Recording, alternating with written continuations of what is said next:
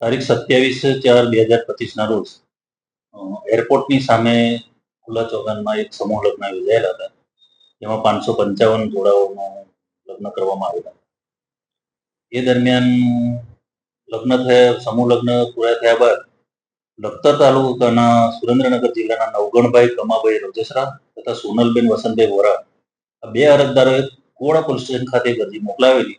જેમાં એવા આક્ષેપો કરેલા છે કે આ જે સમૂહ લગ્ન યોજાયો હતો તેમાં જે એમને કન્યાદાનમાં મળેલા એક સોનાનો દાણો ને વીંટી ને ચાંદીની રકમ જે છે એ એમને ચેક કરાવતા એ ખોટું હોવાનું જણાઈ આવેલું છે. જે બાબતની અરજી એમને કોહડા રોડ પોલીસ સ્ટેશન ખાતે કરેલી હતી. પરંતુ કોહડા રોડ પોલીસ સ્ટેશનની હદ ન લાગતી હોય જેથી કોહડા રોડ પોલીસ સ્ટેશનથી આ અરજીને ટ્રાન્સફર કરીને એરપોર્ટ પોલીસ સ્ટેશન ખાતે મોકલવામાં આવેલ છે. જે અરજીમાં એમને આક્ષેપો કરેલા છે એ પ્રમાણે જે પણ કન્યાદાનમાં મળેલી રકમો છે એ ખોટી હોવાનું જણાવ્યું હતું. બંને અરજદારની સેમ જ અરજી છે. જેમાં તેમના આયોજકો છે જે આયોજકોમાં એમાં વિક્રમ સોરાણી, પિન્ટુ પટેલ, રોશની પ્રજાપતિ, રાહુલભાઈ સીસા, જયંતિભાઈ, પ્રિયંકાબેન વગેરેના વિરુદ્ધ એક અરજી કરેલી છે. જે અરજી એરપોર્ટ પોલીસ સ્ટેશન ખાતે હાલ મળેલ. જે અરજી આધારે બંને અરજદારોને ફોન કરીને નિવેદન માટે બોલાવવામાં આવેલા.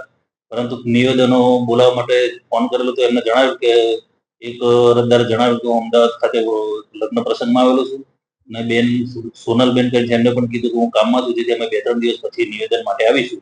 અને હાલ 2-3 દિવસ પછી નિવેદન અરજદારો શું આપે છે એના પર આખી અરજીની તપાસનો આધાર રહેશે. વાત કરીએ સમૂહ લગ્નની તો થોડોક સમય પહેલા એક સમૂહ લગ્નના આયોજકો લાપતા થઈ ગયા ત્યારે પોલીસ આવી હતી અને સમૂહ લગ્ન કરાવ્યા હતા. અને આ ઘટનામાં આયોજકો દ્વારા ખોટી વસ્તુ આપવાનો આક્ષેપ થઈ રહ્યો છે. સાથે સાથે પોલીસ તપાસ પણ કરી રહી છે. પણ કે જે સામે આક્ષેપ થયા છે એમણે એવી કઈક વાત કરી છે કે બધું આયોજન મારું છે એટલે હું જે ગુનેગાર છું બીજા કોઈ નહીં. આ અંગે શું કહેશો? નહીં, આ અંગે હજુ સુધી અરજી હાલ મળી છે. અરજીની તપાસ હવે કરવામાં આવશે. પ્રથમ તો અરજદારના નિવેદન લેવામાં આવશે અને એના પછી એની જે પણ હશે ઊંડાણપૂર્વક તપાસ કરવામાં આવશે. કારણ કે આ એક મોટી ઘટના છે. જો આના યોગ્ય તપાસ ન થાય તો દિશાહીન તપાસ પણ થઈ શકે. અત્યારે કેવું દિશાહીન હોઈ શકે. માટે અરજદારના નિવેદન પછી યોગ્ય તપાસ કરવામાં આવશે આમાં અને જે પણ હશે સતુર બહાર લાવવામાં આવશે. ખરેખર જો ખોટું સોનું આપવામાં આવ્યું તો ગુનો નોંધી શકાય કે શું કહેશો? હા, અરજદારના નિવેદન પર આધાર છે. અરજદારના નિવેદનો શું છે, અરજદારના નિવેદન પછી આગળની પ્રક્રિયા શું છે, એમાં ઇન્વેસ્ટિગેશન શું કરવું, ઉપલા અધિકારીશ્રીઓના માર્ગદર્શન તેમજ મેળવી અને પછી આગળની તપાસ કરવામાં આવશે.